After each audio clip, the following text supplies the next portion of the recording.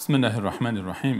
الحمد لله نحمده ونستعينه ونستغفره ونؤمن به ونتوكل عليه ونعوذ بالله من شرور أنفسنا ومن سيئات أعمالنا.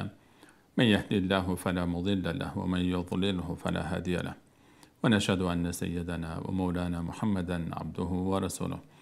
اللهم صل على محمد وعلى آل محمد كما صليت على إبراهيم وعلى آل إبراهيم إنك حميد مجيد، وبارك على محمد وعلى آل محمد كما باركت على إبراهيم وعلى آل إبراهيم إنك حميد مجيد. عرض سلام دارم و ادب و احترام خدمت همه شما خوبان و سروران. امیدوارم هر کجا که هستید در سایه الطاف فردای متعال و در تلاوت آیات پاکش و تأمل در مفاهیم آن و دستور و عمل به دستوراتش هر روز و هر لحظه زندگیتان زیباتر از روزها و لحظات گذشته آن سپری گردد. با شما سروران هستیم با آیات دیگر از سوره مبارکه البقره در ادامه موضوع تغییر قبله در ابتدای جزء دوم کلام الله مجید.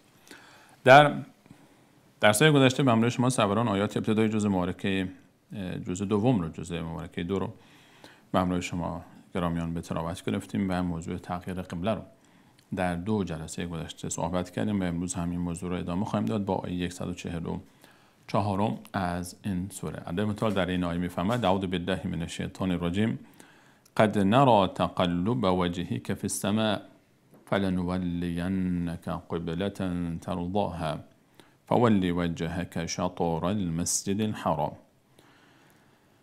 آیه ادامه دارد. به شرح آیه میپردازیم. الله متعال می‌فرماید که بعد از اینکه در 2 آیه گذشته الله متعال مقدماتی رو درباره تغییر قبله برای ما اشاره فرمود و واکنش و اون صحبت‌هایی رو که مطرح خواهند کرد مخالفین اسلام از گروه یهود و منافقین و همچنین مشرکین در مکه مکرمه. یهودیان میگفتند که اگر تا به حال شما بر سوی قبله به هر حال انبیای الهی بودید مسجد الاقصی و قبله بر حق، چرا از این حق گمراه شدید و به ضلالت رفتید؟ اگر بر حق نبوده نمازهای شما تا به حال چه می شود؟ کلمتون هر دوتا رو پاسخ داد که نمازها سر جای خودش هست. تا دیروز قبله مسجد الاقصی بود، امروز مسجد الحرام است. و اینکه دیروز قبله انبیا بوده، بله قبله انبیا بوده است، تأکید نیست، اما اینجا هم قبله ابراهیم علیه السلام بوده است. همون قبله بوده و همین قبله بوده. المتعال هر لحظه که بخواد تغییر میده. قل لله المشرق والمغرب یهدی من یشاء الی صراط مستقیم. و همچنین الله متعال برای ما در آیه بعد آیه 144 میفهمند قد نرى تقلب وجهك في السماء. قد نرى، به تحقیق که من الله با عظمت میبینم. قد نرى، قد در لغت عربی وقتی بر سر فعل مضارع میآید به 2 معنی استفاده میشه. یکی معنای تقلیل میآید، یکی معنای تحقیق میآید. به معنای تقلیل یعنی به معنای کم. مثلا میگن قد ینجح الکسول، احیانا انسان تنبل هم موفق میشه. و اما از سیاق و سباق تعبیر می شود بعضی وقتا فهمید که نه، برای تقلیل نمی آید، برای تأکید می آید و برای تحقیق می آید. مثل اینجا قد نرى، من الله با عظمت می بینم. اینطور نیست که بعضی وقتا الله متعال ببینه، نه همیشه می بینه. قد نرى، من الله با عظمت، قد نرى تقلب وجهك، من الله با عظمت به تحقیق که می بینم. نرى، می بینم. تقلب وجهك في السماء. تقلب روی کردن، رو به این طرف کردن و آن طرف کردن، به این طرف و آن طرف رو کردن میگن تقلب. ما در فارسی همین تعبیر استفاده میکنیم و میگیم که تقلب نکن. مثلا در سر امتحان، در درس ها، در مدارس میگن که آقا تقلب نکن. معلم به شاگردش میگه تقلب نکن. یعنی چی تقلب نکن؟ یعنی روی خودت رو در لحظه که امتحان میداری و امتحان مینویسی، روی خودت رو این طرف و آن طرف نکن تا از همکلاسی های خودت چیزی بپرسی و یاد بگیری. تقلب به معنای روی کردن به این طرف و آن طرف است در لغت عرب. قد نرى، من الله با عظمت میبینم تقلب وجهک فی السماء. وجه صورت. من میبینم که تو ای محمد مصطفی علیه السلام میبینم که تو چهره خودت رو این طرف و آن طرف با آسمان میکنی. این طرف رو نگاه میکنی با آسمان، آن طرف رو نگاه میکنی با آسمان. رسول الله صلی الله علیه و سلم از اونجایی که وحی از طرف آسمان نازل میشد بر رسول الله صلی الله علیه و سلم و جبرئیل علیه السلام از آسمان می آمد، دوست داشتن که این اتفاق بیفتد. وقتی رسول الله علیه السلام در مدینه بود و از کعبه دور شد و تا 17 ماه هم به سوی قدس نماز خواند، یهودیان میگفتن اگر بر حق است چرا قبله ما رو پیروی میکند؟ قبله ما رو داره ولی با اعتقاد باور ما مخالفت میکنه. الله متعال میفهمد که محمد مصطفی علیه السلام دوست داشت که همونطوری که کتاب جدیدی بر ایشان آمده است، قبله ایشان هم قبله جدیدی باشد. قبله ابراهیم علیه السلام، جد بزرگوارش، پدر اسماعیل علیه السلام، دوست داشت. محمد مصطفی علیه السلام در قلب خودش طبیعتا دوست داشت که قبله به سمت مسجد حرام باشه تا کاملا در قبله خود هم همونطور که در باور خود، همونطور که در کتاب خود جداست از یهودیان، در قبله هم از اونها جدا باشد، با اونها مخالفت بکنه در این موضوع، چون اونها به بیراه رفتند، چون اونها دیگر از مسیر انبیای الهی دور شدند، چون کتاب آسمانی تورات رو تحریف کردند. خواست که قبله ابراهیم علیه السلام جد خود رو داشته باشد و خب طبیعتا اینجا فضیلت مسجد حرام هم مطرح است. مسجد حرام از مسجد اقصی افضل است، شکی در این نیست که فضیلت مسجد حرام بر مسجد اقصی بیشتر است، با وجود اینکه مسجد اقصی هم مکانت، جایگاه و قداست خودش رو داشته، دارد و خواهد داشت. قد نرى تقلب وجهک فی السماء. الله متعال میفهمد من میبینم. این آیه وقتی نازل شد، قد نرى در حقیقت به معنای این است که من دیدم ای محمد مصطفی، من دیدم. چون الان اینجا آیه نازل شده و ادامهش بحث تغییر قبله است. یعنی وقتی که رسول الله علیه السلام تغییر با نگاه میکرد به آسمان و منتظر بود که جبرئیل می آید و حکم جدید رو می آورد، الله متعال میفهمد که قد نرى، من میبینم. تعبیر مضارع استفاده شده، اما معناش اینه که قد رأیتو، من دیدم. من الله عزوجل دیدم که تو علاقه‌مندی قبله رو تغییر بدهم. دیدم، اما تعبیر مضارع استفاده شده تا دلالت بر این داشته باشه که همونطور که این رو دیدم باز هم میبینم، دعای تو رو، حالت تو رو همیشه میبینم. قد نرى تقلب وجهک فی السماء فلنولینک. قبل از این که هنوز حکم نیامده، این هم مقدمات حکم است. حکم هنوز صادر نشده، هنوز تغییر نکرده قبله، اینا هم مقدمات تغییر است، همه مقدمات تغییر است. فلنولینک قبلة ترضاها. پس فلنولینک، لام اینجا برای تاکید است، لام تاکید است. نولی، من الله با عظمت میگردانم، نولینک، تو را، یعنی تو را باز میگردانم، روی تو را میگردانم. نولین، اون نون تشدیدم برای تاکید است، نون تاکید ثقیل نام دارد، 3 تا تاکید. حتما، قطعا، یقینا، من الله با عظمت این کار رو خواهم کرد. فلنولینک، من روی تو را ای محمد مصطفی، ای نازنین من، روی تو را میگردانم، قبلتن، به سوی اون قبله‌ای که ترضاها، تو را راضی میگرداند. اون قبله‌ای که تو را راضی میگرداند، کعبه، مسجد الحرام، قبله ابراهیم علیه السلام، اولین خانه‌ای که روی زمین برای عبادت انسان‌ها بنا گذاشته شده است، قلب تپنده زمین، مرکز خشکی‌های عالم، قبله تمام موحدان و مسلمانان از ابراهیم علیه السلام تا قیام قیامت. من تو را به سمت آن قبله باز میگردانم. فلنولینک قبلة ترضاها. هنوز حکم صادر نشده، هنوز هم این اون محبت و اون علاقه الله متعال به محمد مصطفی علیه السلام است که من دیدم، من ای محمد من دیدم که من میبینم، من دیدم تو دوست داری من این کارو بکنم. من همون چیزی رو که تو دوست داری، تو رو راضی میکنه. چی تو رو راضی میکنه؟ من اون چیزی که تو رو راضی میکنه به تو میدم. و این نشان از اوج محبت الله متعال به این بنده نازنینش محمد مصطفی صلی الله علیه و سلم دارد. ولسوف یعطیک ربک فترضی. به زودی الله متعال به تو خواهد داد اون چیزی که تو را راضی میکند. الله متعال هر چیزی که محمد مصطفی علیه السلام رو راضی میکرد به میداد.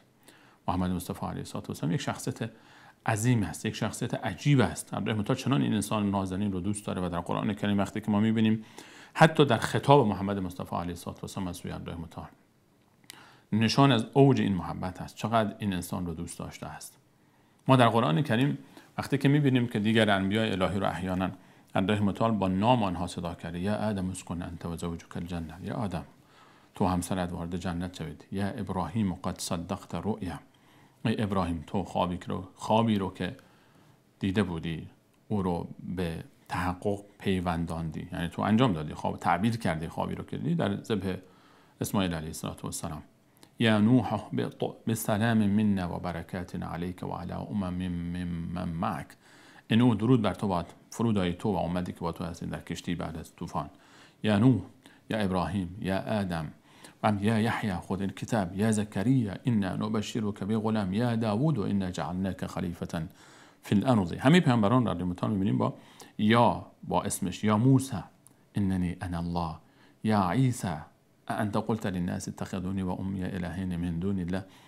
اما وقتی که به محمد مصطفی علیه السلام میرسد، یا ایها النبی، یا ایها الرسول، یا ایها المدثر، یا احیانا با الفاظ با تعابیر صفاتی ایشون رو ذکر میکنه، یا ایها المزمل. هیچ در قرآن کریم یا محمد ما نداریم، ولی مطابق یا محمد نفرموده است. همون جاهایی که نام مبارکش آمده به تنهایی به همراه پسوندی یا پیشوندی است از نشان رسول بودنش. محمد رسول الله، ما كان محمد ابا احد من رجالكم ولكن رسول الله و ما محمد الا رسول.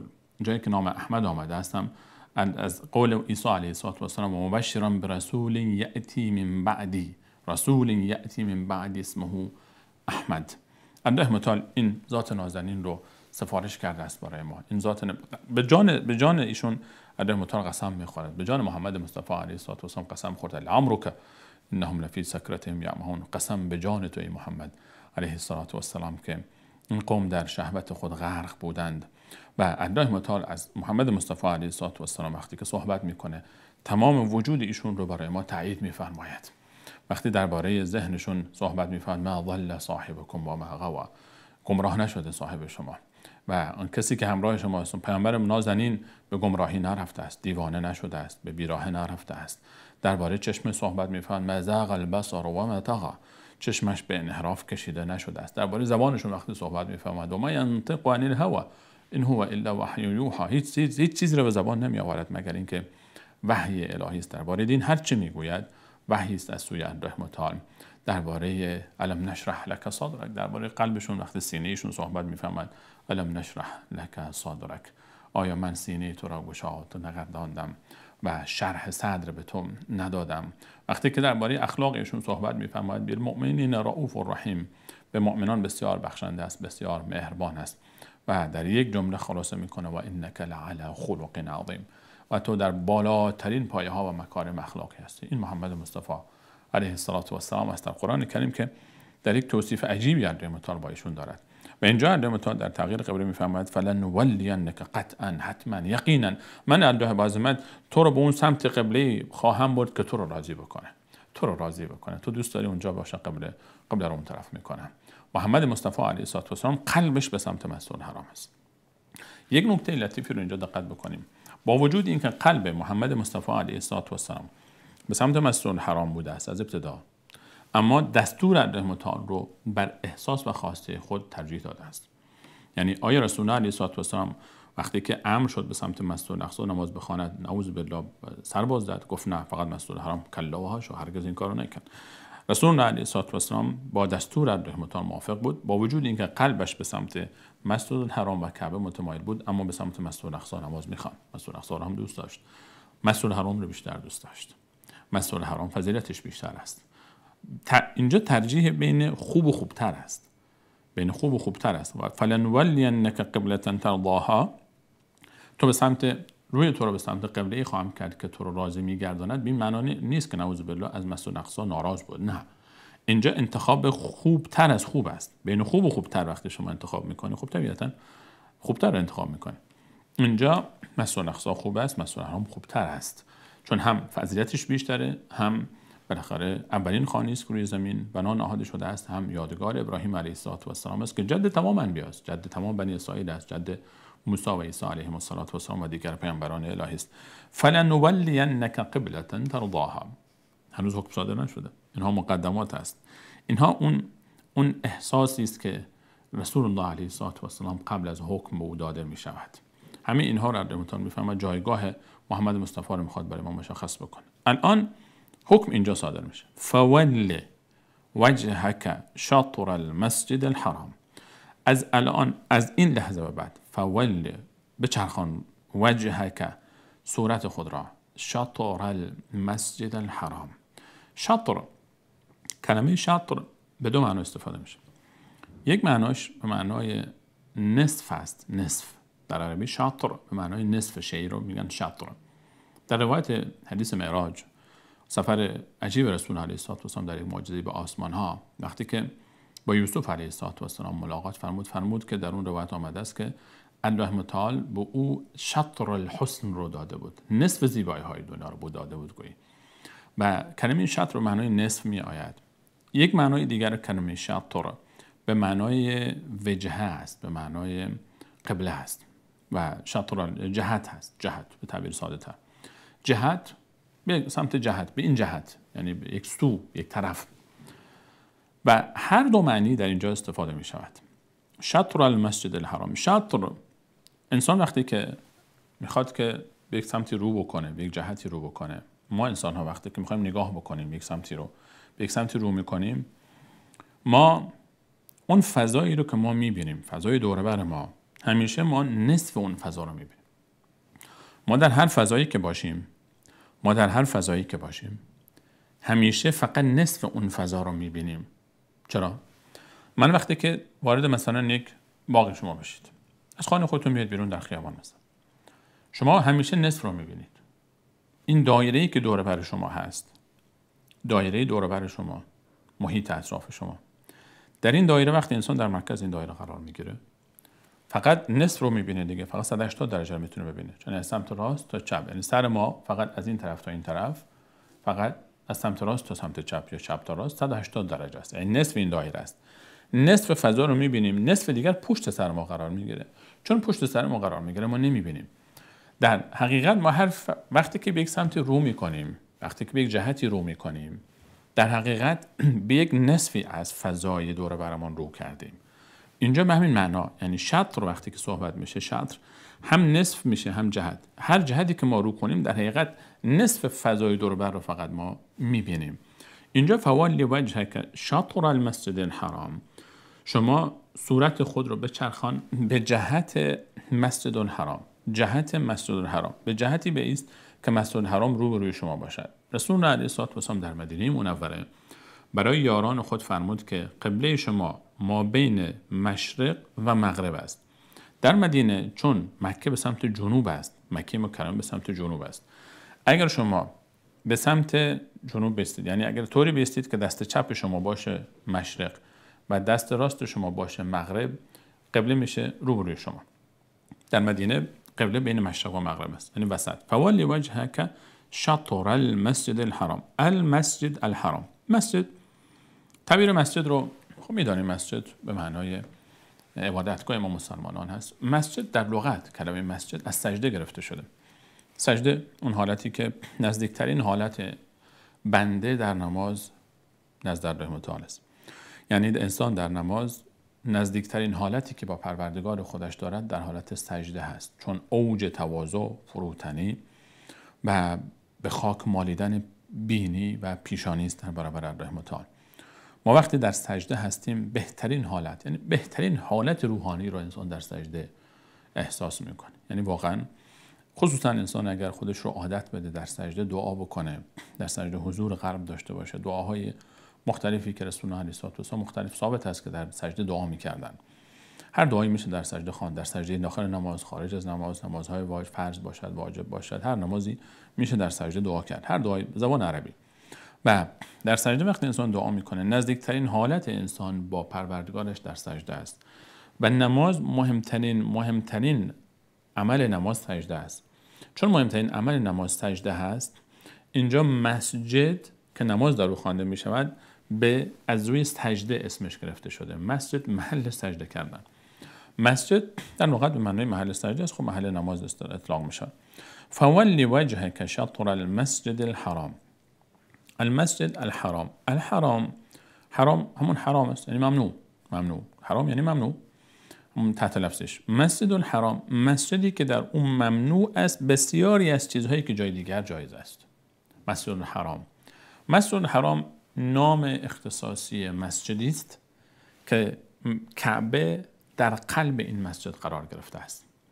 مسجد ماحول کعبه، مسجدی که در اون خانه الله هست، خانه کعبه در داخل او هست. این مسجد ماحول اسمش هست المسجد الحرام، مسجدی که حرمت دارد، مسجدی که جایگاه دارد. تعبیر حرم استفاده شده برای فضای بیشتری البته از مسجد الحرام. المسجد الحرام، مسجد الحرام مسجد بزرگ مکه مکرمه که قبله ماست و کعبه در میان این مسجد قرار گرفت. یک نکته لطیف دیگری رو هم اشاره بکنیم اینجا که مساجد همه نسبت دارن به الله متعال و ان المساجد لله، مساجد از آن الله متعال است. هر مسجدی خانه الله نامیده می شود. اما مسجد الحرام و خصوصا خانه کعبه یک شرافت و جایگاه خاصی دارد که الله متعال او رو به صورت خاص به خود نسبت داده. و طهر بیتی در سوره مبارکه حج میفرماید خطاب به ابراهیم علیه السلام و در همین سوره مبارکه البقره الله متعال در آیه 125 میفرماید خطاب به ابراهیم و اسماعیل علیهم السلام و طهرا بیتی للطائفین والعاکفین تا آخر آیه. بیتی خانه من، الله متعال خانه کعبه را به خود اختصاص داده است و نسبت داده است به خاطر شرافتش و اضافه تشریفی است و نعوذ بالله الله متعال این خانه الله متعال نیست که الله متعال نعوذ بالله اینجا زندگی بکند. ذات الله متعال عظیم‌تر از تمام مخلوقات اوست و تمام مخلوقات او در برابر ذات الله متعال ذره حساب نمی‌شوند و اینجا اضافه تشریفی است. از آنجایی که خانه کعبه را و مسجد الحرام را الله متعال خودش انتخاب کرده، مکانش را، جایگاهش را مشخص فرموده و انتخاب الهی است. این مکان در برابر مساجد دیگری که انتخاب بشر است. مثلا مسجد النبی رو که انتخاب کرد که مسجد النبی اینجا مسجد باشد؟ رسول علیه السلام فرمود که اینجا مسجد میسازه. مساجد دیگر ما مساجدی که در محله ما هست، مساجدی که خود ما انتخاب میکنیم، این مسجدها رو کی میسازه؟ این مسجدها رو ما خود ما میسازیم. این مسجدها از اونجایی که انتخاب الله متعال، مسجد الحرام انتخاب الله متعال بوده است، خودش این خانه را به خود نسبت داده و شرافت داده و مکانت داده و مقدس برای ما قرار داده است. انتخاب الله متعال بر انتخاب ما انسانها افضلیت دارد، به همین خاطر او رو قبله قرار داده است برای ما.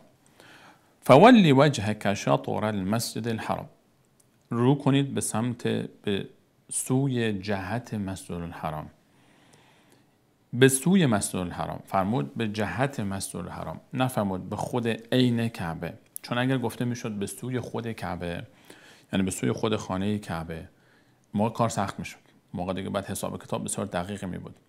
برای کسانی که دور کعبه هستن، کعبه رو میبینن، باید حتما کعبه روبروی اونها قرار بگیره، یعنی طوری باشه که حتما چشم اونها به کعبه بخوره و دقیق به سوی کعبه باشن. و این رو در مسجد الحرام الحمدلله به شکلی طراحی شده، حتی سنگ‌های روی زمین که دقیقاً شما اگر اون سنگ رو، خطی که روی سنگ به شکل سنگ‌ها به خط کشی‌هایی که شده است دقت بکنید، روبروی کعبه است. در داخل مسجد الحرام رو به کعبه باید بود، در خارج از مسجد الحرام رو به مسجد الحرام، در خارج از مکه رو به مکه و جاهای دیگر رو به شهر مکه. یعنی ما فقط جهت مسجد الحرام رو در نظر میگیریم، به همین خاطر کار قبله آسان است. و از اونجایی که الله متعال فرموده فولی وجهک شطر المسجد الحرام، روی خود رو به جهت مسجد الحرام بکن، دیگه نیازی نیست که ما در انتخاب قبله احیانا زیاد وسواس به خرج بدیم. اگر در بیابان جایی کسی نماز میخونه، در مسیری، در سفری خصوصا، جهت قبله رو حدودا تشخیص داد، نیازی نیست که با درجه به درجه، یعنی درجه دقیق ما حساب بکنیم که حتما باید خطکش بیاریم، نقشه بیاریم که بیفته روی کعبه. و در مسجدها طبیعتا الان حساب کتاب‌های دقیقی وجود دارد در تعیین قبله مسجدها، اما اگر کسی احیانا جایی نمازی خواند و احساس کرد که مقداری چند درجه این طرف و آن طرف شده قبله او، اشکالی در نماز او ایجاد نمی‌کند، چون در این امر بالاخره وسعت وجود دارد. فولی وجهک شطر المسجد الحرام و حیث ما کنتم، و هر جا که بودید، فولوا وجوهکم شطره. فولوا، اول آیه اول خطاب به رسول الله علیه السلام، بخش برای فولی وجهک شطر المسجد الحرام، این بخش خطاب بر شخص رسول علیه السلام بود.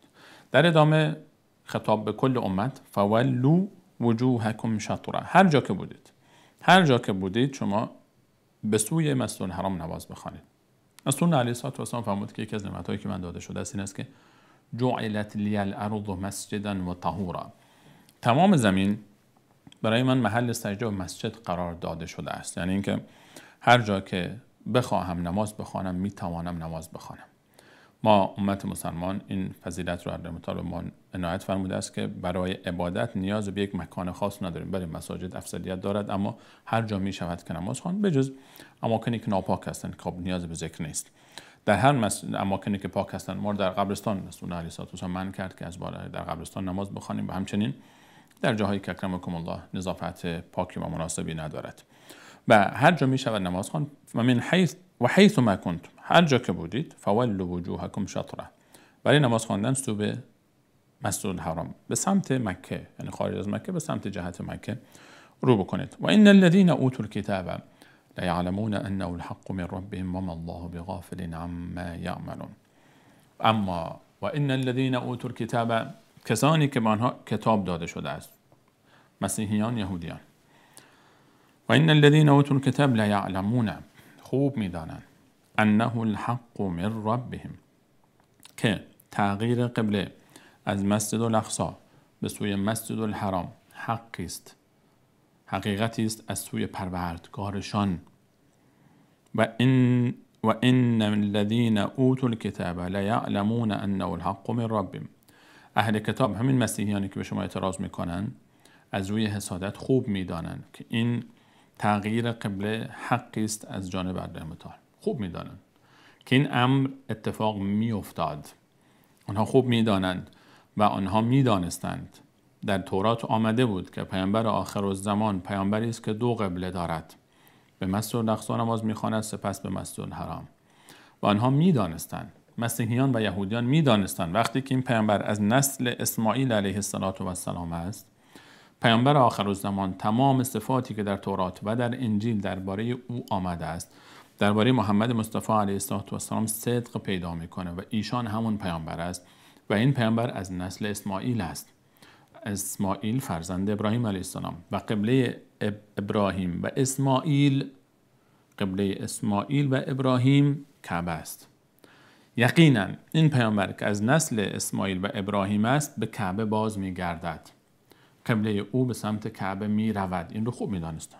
و ان الذين اوتوا الكتاب لیعلمون انه الحق من ربهم، هیچ شکی در این نبود. در کتاب‌های آسمانی گذشته آمده بود، خودشان هم می دانستند که قبله محمد مصطفی علیه السلام همون قبله اسماعیل و ابراهیم است، یعنی کعبه، یعنی مکه.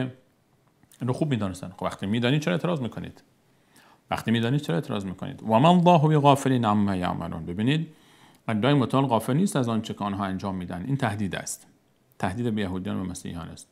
ای یهودیان، ای مسیحیان، ای کسانی که خود را به نادانی زده اید، شما که خوب میدانید، در کتاب‌های شما آمده است، شما که خوب میدانید که این پیامبر آخرالزمان دو قبله دارد، خوب میدانید چون از فرزندان اسماعیل است، قبله اسماعیل رو پیروی خواهد کرد. اینو شما منتظر بودید. الان که اتفاق افتاده دیگه این اعتراضا برای چیست؟ ولئن اتیت الذین اوتوا الکتاب، الله متعال میفرماید ولئن اتیت الذین اوتوا الکتاب، اگر شما به کسانی که منها کتاب داده شده است با آنها بدهی، ولئن اتیت الذین اوتوا الکتاب بكل آیه، ولئن اتیت یعنی بدهی، اما وقتی به اضافه می شود اتیت بكل آیه، به که سر کلمه کل آمده، بیاوری.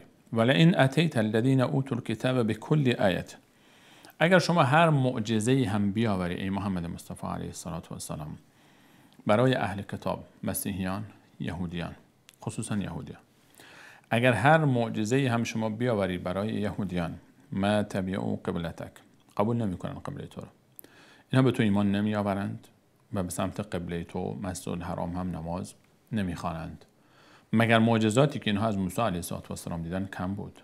مگر اینها همون زمانی که زمان موسی علیه السلام زنده بود معجزات کمی به بنی اسرائیل نشان داد.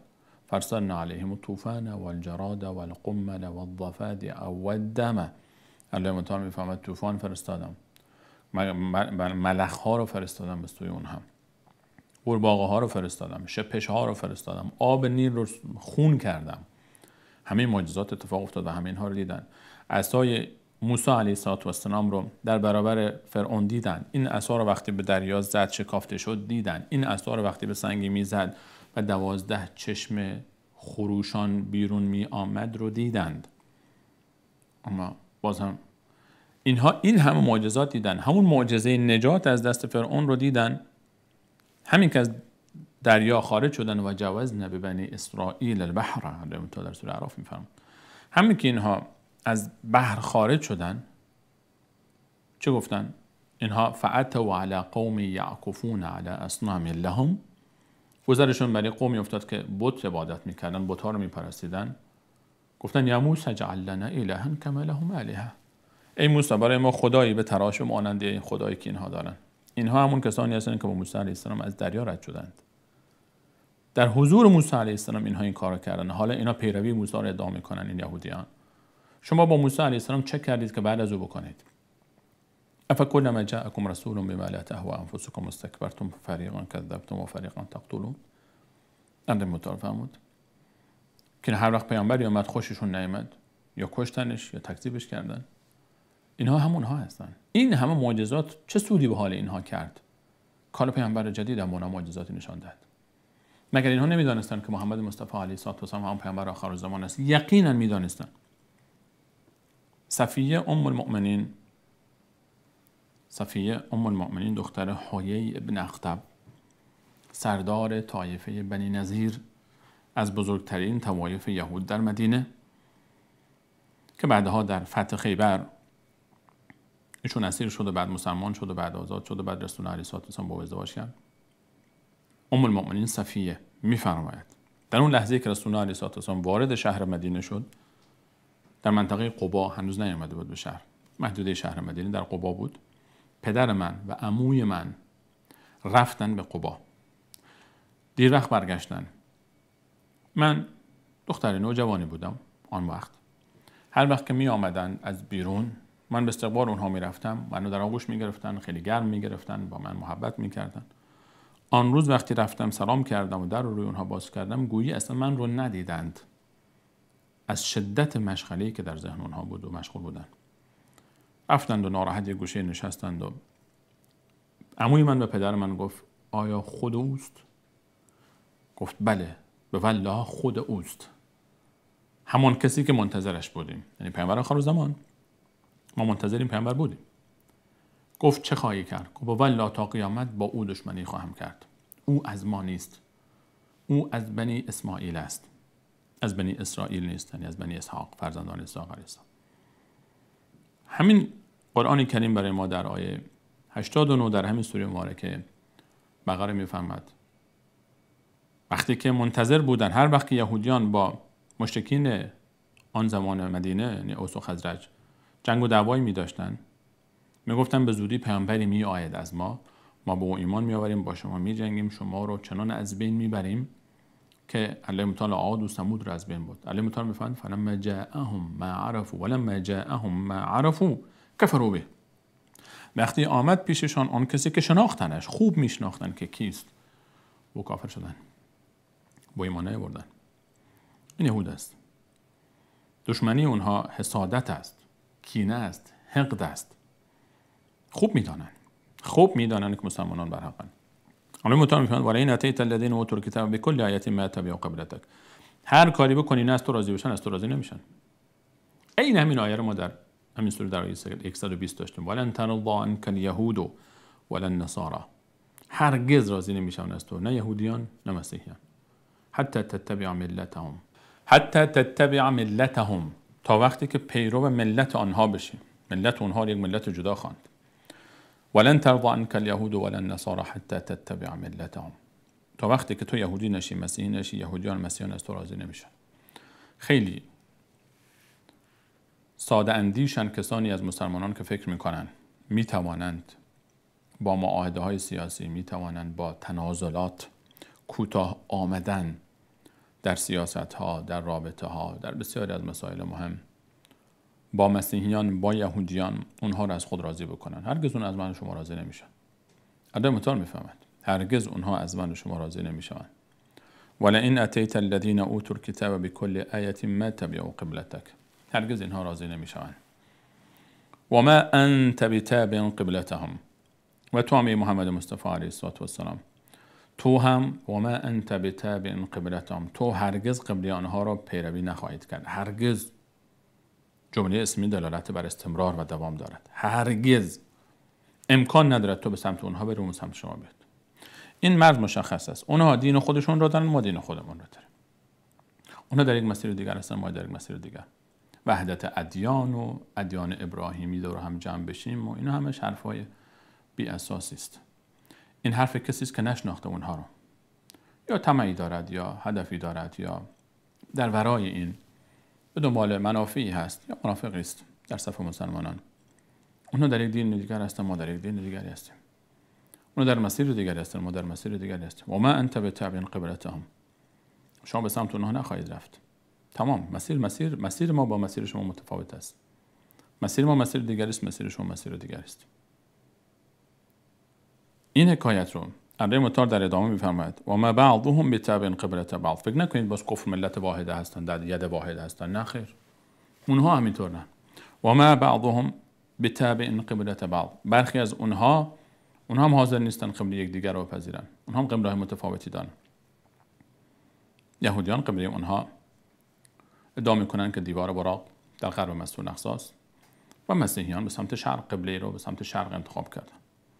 میگوین چون که بانو مریم به سمت شرق مسجد الاقصی رفت و قرآن هم اشاره میکنه به این موضوع. اذکر فی الکتاب مریم، در سوره که مریم اذ انتبذت من اهلها مکانا شرقیا، سمت شرق مسجد الاقصی رفت، جهت شرق رو به عنوان قبله انتخاب کردن. میگن این جهت انتخاب شده علی مطهر است. و حال بماند که آیا عیسی علیه السلام جهت شرق رو به عنوان قبله انتخاب کرده بود یا نه، که درست این است که عیسی علیه السلام قبلش مسجد الاقصی بوده است. و اینها از پیش خود همچین چیزهایی رو درست کردن. علی کل حال علی مطهر میفهمد نه یهود قبله مسیحیان رو قبول میکنن، نه مسیحیان قبله یهود رو قبول میکنن، نه اونها قبله شما رو قبول میکنن، نه شما قبله اونها رو قبول میکنید. و ما بعضهم بتابع قبلة بعض و ما بعضهم بتابع قبلة بعض. ما در همین سوره مبارکه البقره آیه 113 داشتیم که وقالت اليهود ليست النصارى على شيء وقالت النصارى ليست اليهود على شيء. مسیحیان گفتن، یهودیان گفتن نصارا بر هیچ عددی نیستن، هیچ عددی نیستن. مسیحیان گفتن یهودیان هیچ عددی نیستن. چطور یهود و مسیحی از لحاظ اعتقاد و باور با هم جمع بشوند در حالی که یهودیان عیسی علیه السلام رو ولد الزنا مینامند، بانو مریم رو متهم به زنا میکنند و عیسی رو فرزند زنا میخوانند و اصلا مسلمان به عنوان مسلمان قبول ندارن، چه برسه به عنوان پیامبر. هیچ اعتقادی به انجیل ندارند و آنها ادعا میکنن ما عیسی را کشتیم. یهودیان ادعا میکنن ما عیسی را کشتیم و مسیحیان هم بر این ادعا هستند که یهودیان قاتل عیسی علیه السلام هستند. این ادعای مسیحیان است و این رو مسیحیان هم قبول دارن که یهودیان همچین ادعایی دارن. این رو کسی کتمان نمیتونه بکنه. گرچه خب اسلام قرآن میفرماید که اصلا عیسی علیه السلام کشته نشده، به آسمان برده شد، بر رفعه الله الیه. ادعای هر دو طرف باطل است. نه اون یهودیان که میگن ما کشتیم، نه مسیحیان که میگن یهودیان کشتن، اصلا کشته نشد. با آسمان برد جبرئیل علیه السلام او رو در همون آخرین لحظه، بلکه اون کسی که جاسوسی کرده بود که جای عیسی علیه السلام رو نشان بدهد او رو به دار کشیدن. بل شبه لهم، در مطابق میفهمند برای اونها تشبیه به شبیه عیسی علیه السلام شد، اما بر رفعه الله الیه، او رو به سوی آسمان برد. در رحمت عیسی علیه السلام رو در آسمان هست و زنده است هنوز. الله مطابق میفهمد که و ما بعضهم بتابع قبلة بعض. این که مصالح سیاسی اقتصادی، این که یهود به خاطر قدرت سیاسی، به خاطر قدرت اقتصادی بر بسیاری از دولت‌های غرب مسیحی حکمرانی می‌کنند، لابی‌های یهود در کشورهای مختلف مسیحی بر سیاست اونها تاثیرگذار است و مسیحیان رو به مانند نوکری پشت سر خود راه انداختند. علی کل حال این که فعلا در ظاهر ما می‌بینیم یهود و نصارا با هم بر علیه مسلمانان متحد شدن، این نه به خاطر اونها با هم یکی هستن، نه، به خاطر دشمن مشترک است. در دشمنی با مسلمانان مشترکن، اما بین خودشان هم تحسبهم جمیعا و قلوبهم شتی. قرآن میفهمد که شما فکر میکنید با هم یکی هستن اما قلوب اونها شتا، یعنی دستهای مختلف هستن، تشنه به خون یکدیگر هستن و در جنگ‌های عجیبی با هم خونریزی‌ها کردن. الله منتها در پایان میفهمد این آیه ولئن اتبعت، اگر پیروی کردی از آنها. این خطاب آیه به محمد مصطفی علیه السلام است. الله متعال به محمد مصطفی علیه السلام بهترین انسان روی زمین، کاملترین انسان روی زمین، والاترین پیامبر تاریخ میفرماید اگر ای محمد نازنینان با همه اون لطف احسانی که الله متعال محمد مصطفی علیه السلام داشته است در خلال تغییر قبله‌ای که نشان از محبت الله متعال به محمد مصطفی دارد، فلنولینک قبلة ترضاها، فرمود حتما قطعا یقینا قبله‌ای رو که تو رو راضی بکنه به تو خواهم داد. اون قبله رو میکنیم، اون قبله روی تو رو برمیگردانه با اون قبله. با این وجود این تعبیر، یک آیه بعد از این تعبیر که نشان از اون محبت الله متعال به پیامبرش دارد، تهدید میکنه پیامبرش، ولئن اتبعت، ای محمد من با وجود این همه مکانتت، جایگاهی که نزد من داری، محبتی که من به تو دارم، اگر پیروی کردی اهواءهم، ولئن اتبعت اهواءهم، هوا و هوس آنها را، نفهمو دینهم، چون دین نیست اصلا، هوا و هوس است. دیگه چیزی به نام دین مسیحیت نمانده است، دینی به نام یهودیت نمانده است. اصلا دین در اصل اسلام است، این دین عند الله الاسلام. از آن دین اسلام که موسی علیه السلام آورد چیزی نمانده در آنچه امروز به نام یهودیت مطرح است. از آن دین اسلامی که عیسی علیه السلام آورد چیزی باقی نمانده در اون دینی به نام مسیحیت. مسیحیت یک چیز دیگر است، اسلام چیز دیگری است. یهودیت چیز دیگری است، اسلام چیز دیگری است. ولئن اتبعت اهواءهم، اینا دنبال هوا و هوس خود هستند. ولئن اتبعت اهواءهم من بعد ما جاءك من العلم، بعد از این که الله متعال برای تو آشکار ساخت همه چی رو، علم الهی به تو اینها رو گفت، آیات قرآن آمد، الله متعال این علم رو به تو داد ای محمد مصطفی. بعد از این اگر دنبال آنها رفتی، ولئن اتبعت اهواءهم من بعد ما جاءك من العلم انك، همانا تو اذا لمن الظالمین، از جمله ظالمان خواهی بود. محمد مصطفی علیه السلام تو از جمله ظالمان خواهی بود، آدم ظالمی هستی. اگر به دنبال هوا و هوس مسیحیان و یهودیان رفتی ای محمد مصطفی، و حتی تو که محمد مصطفی، تو هم ظالم خواهی بود. شبیه این تعبیر ما در آیه 120 هم داشتیم، ولن ترضى عنك اليهود ولا النصارى، هرگز یهودیان و مسیحیان از توی محمد مصطفی راضی نمیشن حتی تتبع ملتهم، تا دنبال هوا و هوس و ملت اونها را نگیری، باور اونها، دین اونها، مسیحی نشی، یهودی نشی. ولئن اتبعت، آنجا هم فرمود ولئن اتبعت اهواءهم، اگر به دنبال هوا و هوس آنها بروی، بعد الذی، با مقدار تغییر در لفظ، بعد الذی جاءک من العلم، بعد از این که الله متعال تو را آگاه ساخت به حقیقت آنها، ما لک من الله من ولی ولا نصیر، از توی الله متعال نه نصرت و یاری سرم تو خواهد آمد، نه الله متعال دوستی با تو خواهد داشت. الله متعال راه ما مسلمانان را با راه یهود و نصارا جدا کرده است. به دنبال هوا و هوس آنها نباید رفت. ظالمترین عالم و دانشمند و مفتی کسی است که به خاطر هوا و هوس پیروان خودش و اطرافیان خودش فتوا میده. ولئن اتبعت اهواءهم من بعد ما جاءك من العلم انك اذا لمن الظالمین، ای کسی که علم داری، ای مولوی صاحب، مفتی صاحب، دانشمند، علامه، دعوتگر، جناب دکتر، اگر به خاطر هوا و هوس پیروانت، طرفدارانت، به خاطر اینکه اونها رو دلشون خوش بکنی، اگر به خاطر اینکه اونها رو دلشون رو به دست بیاری، اگر در راه هوا و هوس آنها فتوا دادی، تو بزرگترین ظالمی. انک اذا لمن الظالمین، بزرگترین ظالم کسی است که به خاطر رعایت هوا و هوس افراد فتوا میده. الله متعال به محمد مصطفی علیه السلام میفهمد ولئن اتبعت اهواءهم، اگر به خاطر هوا و هوس کسی بعد از اینکه علمی به سراغ تو آمد، آگاه شدی، خبر شدی، رفتی دنبال هوا و هوس اینها، فتوایی دادی باب میل آنها، به سمت اونها تمایل پیدا کردی، به سمت اونها رفتی، تو از جمله ظالمان هستی. حتی محمد مصطفی علیه السلام با تمام جایگاه و شأنش اگر به سمت یهود و نصارا تمایل پیدا میکنن در امتحان میفهمند در جمله ظالمان هستیم. راه ما با راه اونا جداست. این بحث اعتقادی است. دین ما دین اونا جداست. اون بی معنا نیست که ما بالاخره هر کسی که یهودی است، هر کسی که مسیحی است، تفنگی برداریم، شمشیری برداریم، بزنیم، بجنگیم، بکشیم. نه، بی معنا نیست. کلا واشه. بحث اون یک موضوع جداست. ما بحث دینی میکنیم.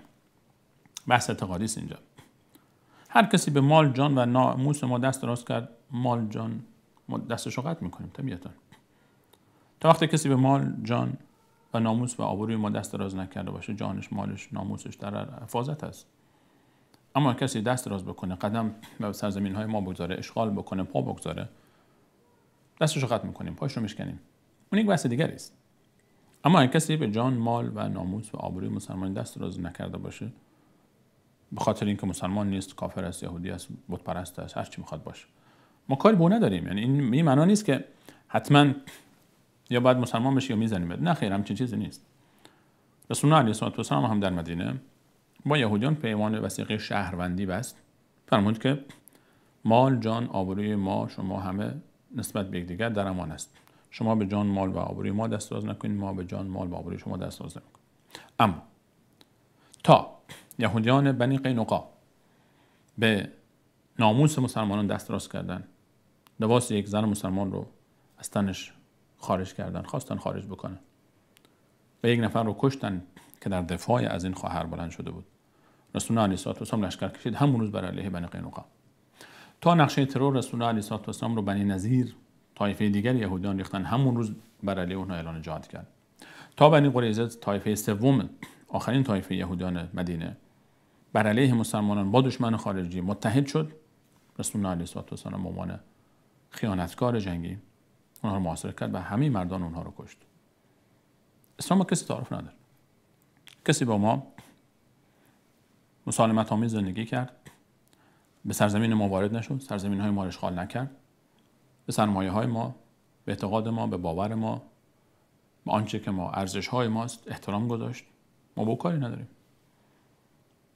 اما اگر کسی اینها رو رعایت نکرد، خط سرخ های ما رو رعایت نکرد، اون موقع دیگه از خودش گله کند، نه از ما. الله متعال میفهمد دنبال یهودیان و مسیحیان نروید. خلاص بس. حالا شما بگید آقا این افراط است. نه خیر، این افراط نیست. این آیه قرآن است. افراط تفکر غیر از این است. این آیه قرآن است.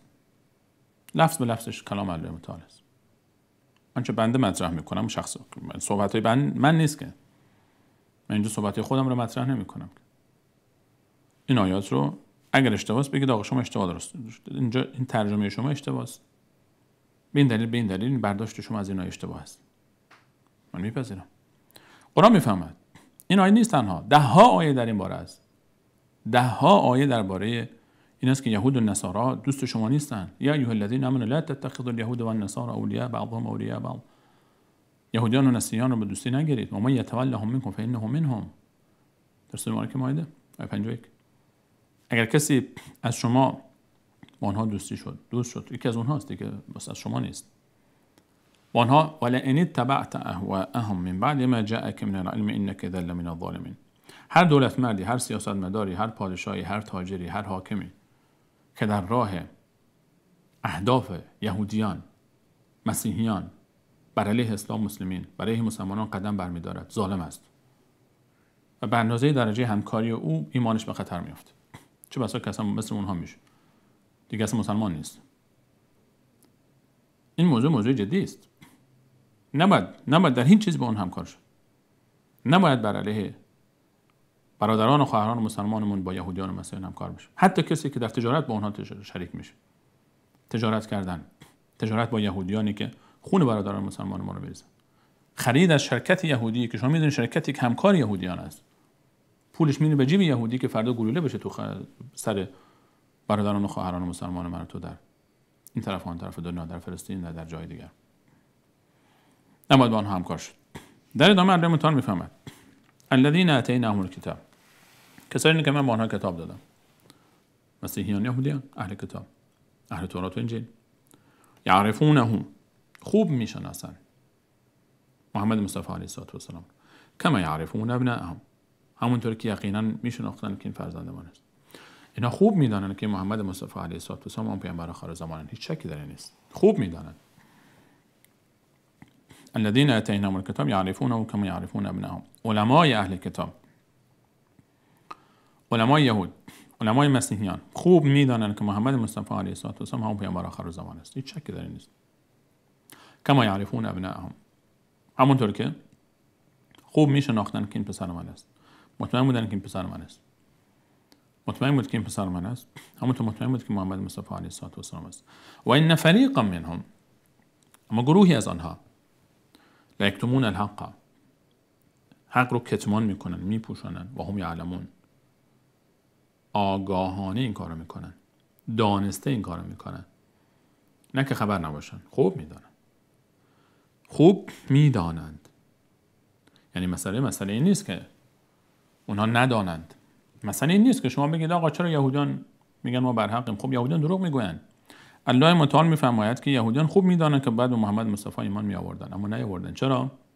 چون که اگر ایمان بیاورند، اون موقع که قدرت اونها، جایگاه اونها، پست و مقام اونها به خطر میفته. اگر مسلمان بشن دیگه نمیتونن بر عده‌ای از انسانها به نام دین حکومت بکنن، یک حکومت غاصب صهیونیستی به نام اسرائیل رو ایجاد بکنن. باید دروغ بگن، باید مردم رو بفریبن تا بتونن حکومت بکنن، تا بتونن که اهداف خود رو در منطقه اجرا بکنن. الذين آتيناهم الكتاب يعرفونه كما يعرفون ابنائهم. یعنی محمد مصطفی علیه السلام رو میدونن که ادامه راه. اگر شما به موسی علیه السلام احترام داری، خب محمد مصطفی برادر موسی علیه السلام در دین است، ادامه راه اوست. اگه به تورات اعتقاد داری، خب قرآن ادامه راه تورات است، همون مسیر است. چرا اینجا ایمان نمیآورید؟ حتی مسیحیان، گله‌ای که مسیحیان به یهودیان دارن به خودشون هم وارد است. مسیحیان میگن چرا یهودیان به انجیل ایمان نیاوردن، چرا به عیسی ایمان نیاوردن؟ خب شما به محمد مصطفی ایمان نیاوردید، شما به قرآن ایمان نیاوردید. موضوع این نیست که ندانند، میدانند، اما خب کتمان میکنن. خیلی جاها، خیلی از کشیش‌ها، خیلی از ملاهای مسیحی، ملاهای یهودی، ملاهای دشمن صحابه، اگر حقیقت رو بگوین، خب دیگه چطور از مردم به نام دین خمس میگیرن، به نام دین بر اونها حکومت بکنن، بر گرده اونها سوار بشن، صیغه خمس این طرف اون طرف، مجبورن دروغ بگن، مجبورن کتمان میکنن حقیقت رو. الله متعال میفهمن با وجود اینکه اینها حق رو کتمان میکنن، الحق من ربک، اما حق از جانب پروردگارت است. در سیاق این آیات، اگر در سیاق شأن نزول قبله بگیریم، الذین آتیناهم الکتاب، یک برداشت دیگه میشه کرد الذین آتیناهم الکتاب یعرفونه کما یعرفون ابنائهم، کسانی که اهل کتاب بودن خوب میدانستن. یعرفونه، هو اینجا به امر قبله برمیگرده، کلمه امر قبله رو خوب میدانستن که خب این طبیعی است، در کتاب‌های گذشته آمده بود که پیامبر آخر زمان از نسل بنی اسماعیل است و خب قبله بنی اسماعیل، قبله اسماعیل کعبه است، طبیعتا به سوی کعبه برمیگرده.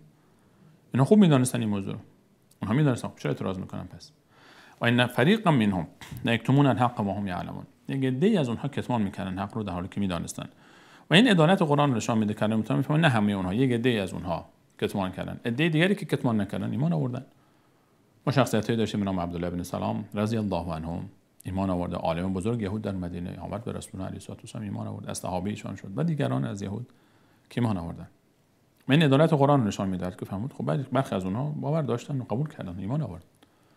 یک عده از اونها همچنان بن ضلالت هستن. و ان فریقا منهم لا یکتمون الحق و هم یعلمون، و هم یعلمون، مشکل اینه که و هم یعلمون، دانسته کتمان میکنن. این جنایت بزرگی است. کسی دانسته حقیقت رو کتمان بکنه، این جنایت بزرگی است. و در ادامه در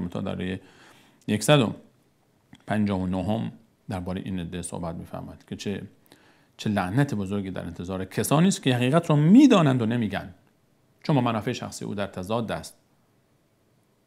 هر اهل دینی، هر ملایی، هر کسی که حقیقت رو میداند اما به خاطر منافع شخصی خودش، به خاطر پستش، مقامش، جایگاهش، تعصب قومی، تعصب حزبی، تعصب گروهی، حقیقت رو بیان نمیکنه تا به خطر نیفته منافع دنیوی او، لعنت الله و ملائکه بر اوست.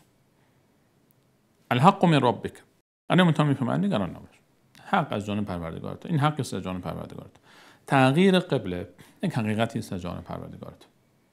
فلا تکونن من الممترین، هیچ شکی به خودت راه نده، هیچ شکی در دلت نباشه ای مخاطب قرآن، محمد مصطفی علیه السلام، خطاب محمد مصطفی علیه السلام است و خطاب بر کسی قرآن کریم رو میخواند. حق از جانب پروردگار است. قرآن حقی است از جانب پروردگار. محمد مصطفی حقی است از جانب پروردگار. تغییر قبله حقی است از جانب پروردگار.